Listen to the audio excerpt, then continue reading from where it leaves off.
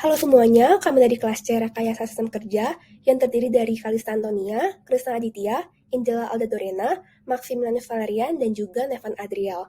Pada kali ini, kami akan menjelaskan makalah mengenai First Step in Increasing Productivity Work Sampling, karya dari A. Asli Ilis dan Serpil Kaya. Sebelum masuk ke penjelasan makalah, saya akan memberikan gambaran besar mengenai isi makalah ini. Persaingan yang semakin ketat dengan globalisasi menuntut adanya berbagai improvement di bidang pakaian atau garment. Untuk meningkatkan produktivitas waktu produksi untuk setiap material, perlu diperhatikan dan dipercepat dengan menghilangkan gerakan-gerakan yang tidak diperlukan. Metode yang paling efektif untuk mengurangi waktu produksi secara sistematis adalah dengan menggunakan analisis metode kerja untuk menentukan waktu baku dari setiap kegiatan.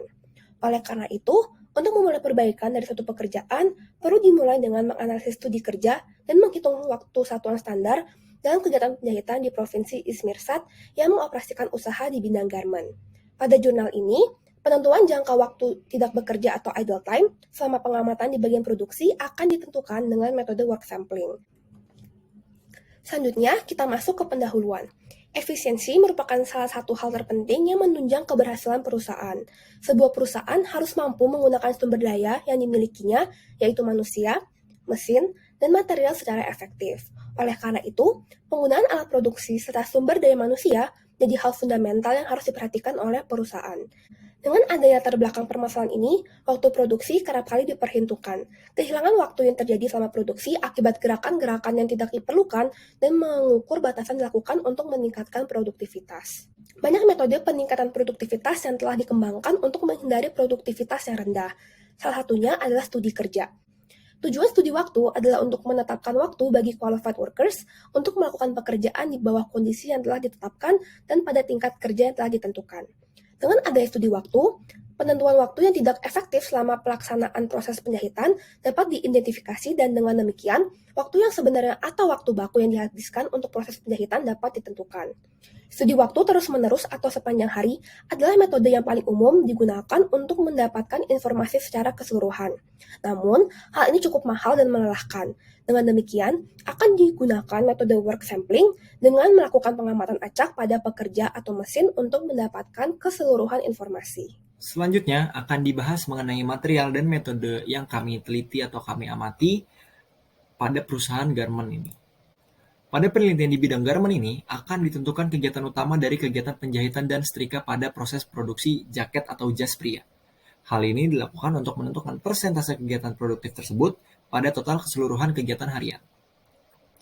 Dengan melakukan pengamatan pada perusahaan garment di Provinsi Izmir yang memiliki kapasitas produksi tahunan sebesar 265.000 jas pria dan dengan luas area tertutup sebesar 9.000 meter dan jumlah karyawan sebanyak 300 karyawan.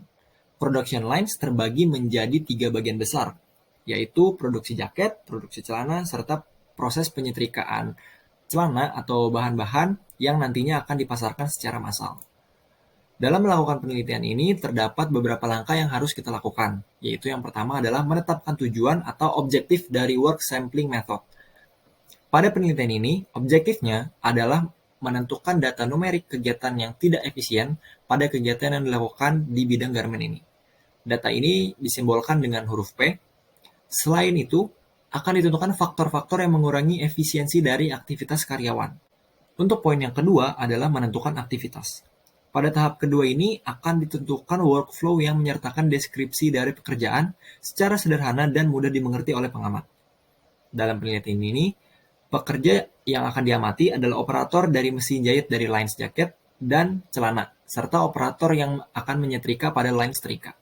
Kegiatan terbagi menjadi 3 kategori besar, yaitu kegiatan produktif, kegiatan tambahan atau auxiliary activities yang menambah waktu bekerja, serta kegiatan yang tidak efisien dari masing-masing kegiatan.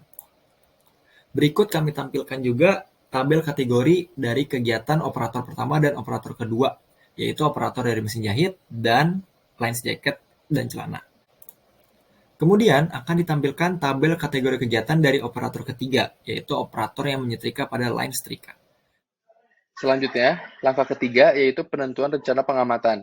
Pada tahap ini akan dibuat sebuah rencana dengan mempersiapkan 3 orang pengamat untuk setiap operator. Pengamatan ini harus dibuat agar tidak mengganggu pekerja, mesin, dan dilakukan pada posisi yang memudahkan pengukuran.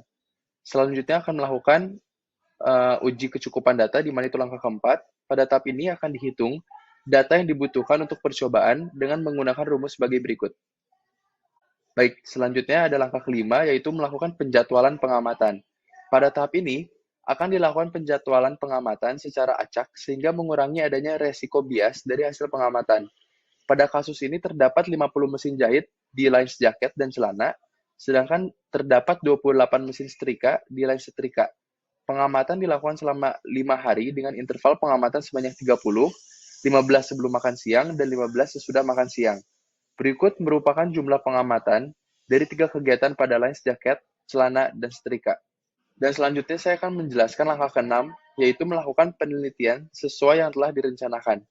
Tahap ini merupakan tahap aktualisasi dari perencanaan yang telah dilakukan. Pada bagian ini akan disediakan lembar pengamatan yang harus diisi pada saat melakukan pengamatan.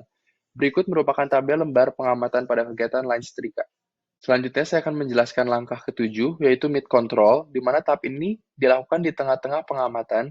Dari 5 hari periode pengukuran akan dilakukan mid control atau pemeriksaan sementara pada akhir hari ketiga. Berikut merupakan hasil mid control yang dihasilkan pada 3 lines pengamatan. Lalu pada langkah terakhir, yaitu langkah ke-8, itu adalah evaluasi final. Pada tahap ini akan dihasilkan evaluasi final yang terdiri dari jumlah observasi dan presentase dari setiap kegiatan, presentasi masing-masing, kegiatan dalam jumlah pengamatan, toleransi kesalahan untuk setiap aktivitas, keputusan dari ketersediaan data samping pekerjaan.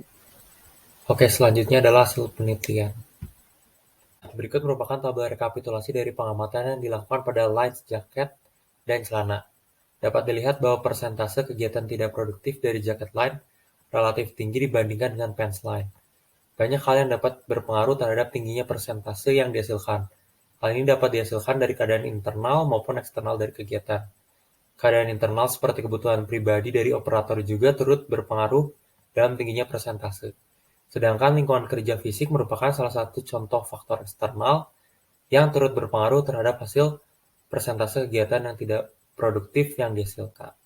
Berikut merupakan tabel rekapitulasi dari pengamatan yang dilakukan pada line setrika dengan total persentase kegiatan produktif yang relatif lebih besar dibandingkan dengan kegiatan tambahan dan kegiatan tidak produktif. Walaupun demikian, kegiatan setrika ini dapat dianalisis lagi lebih lanjut sehingga kegiatan tambahan yang turut menambah waktu pengerjaan dapat diminimalisir. Berikut merupakan opini dari kelompok. Jurnal First Step in Increasing Productivity Work Sampling ini sangat bermanfaat untuk pembelajaran dan analisis dari perusahaan garment di Provinsi Izmir Saat. Dengan memanfaatkan pengembangan metode work sampling, metode MTM ini dapat diaplikasikan secara langsung pada dunia nyata. Dengan adanya metode ini, analisis pekerjaan yang menyebabkan pemborosan waktu yang seharusnya tidak dilakukan dapat teridentifikasi. Dengan demikian, perusahaan garment dapat menghasilkan sebuah usulan perbaikan baik dari metode kerja maupun lingkungan fisik kerja ataupun hal-hal lain yang turut berpengaruh pada lantai produksi. Tidak hanya berguna untuk perusahaan garment, jurnal ini juga berguna untuk para pembaca, di mana dihadirkan langkah-langkah untuk menggunakan metode work sampling secara ringkas dan jelas. Dengan demikian, para pembaca dapat memahami dengan mudah, serta pengetahuan dari pembaca yang ingin melakukan pengukuran terhadap suatu pekerjaan dapat dikembangkan menjadi lebih luas lagi. Berikut merupakan kesimpulan dari pengamatan yang dihasilkan. Dengan adanya hasil pengamatan yang diperoleh, ditunjukkan adanya peluang perbaikan pada 3 kegiatan utama dengan rincian operator pertama yaitu operator dari mesin jahit dari lines jacket, operator kedua yaitu operator dari mesin jahit dari lines celana, dan operator ketiga yaitu operator yang menyetrika pada line setrika di perusahaan garment ini. Perbaikan ini dilakukan agar perusahaan garment dapat memanfaatkan sumber dayanya dengan lebih efektif lagi. Hal ini tentu berpengaruh kepada produktivitas perusahaan, yang dapat membuat perusahaan ini dapat bersaing dengan perusahaan serupa, yaitu perusahaan garment lainnya. Dengan adanya metode MTM ini, dapat membuat proses analisis menjadi lebih mudah dan juga dengan harga yang lebih murah dibandingkan dengan pengamatan secara keseluruhan. Selain itu, metode ini juga dapat digunakan sebagai alat untuk menganalisis pergerakan yang tidak memberikan nilai tambah, sehingga Pergerakan-pergerakan tersebut dapat diminimalisir menjadi elemen gerakan yang produktif dan membuat pekerjaan yang dilakukan pada industri garment ini menjadi lebih optimal lagi. Perbaikan pada perusahaan garment ini tidak hanya terbatas pada metode kerja yang dilakukan, melainkan dapat dilakukan usulan perbaikan terhadap tata letak perusahaan garment dan lingkungan kerja fisik yang mempertimbangkan aspek ergonomi, dampak psikis, fisik, sosiologis bagi para pekerja. Sekian presentasi dari kelompok kami. Terima kasih telah mendengarkan.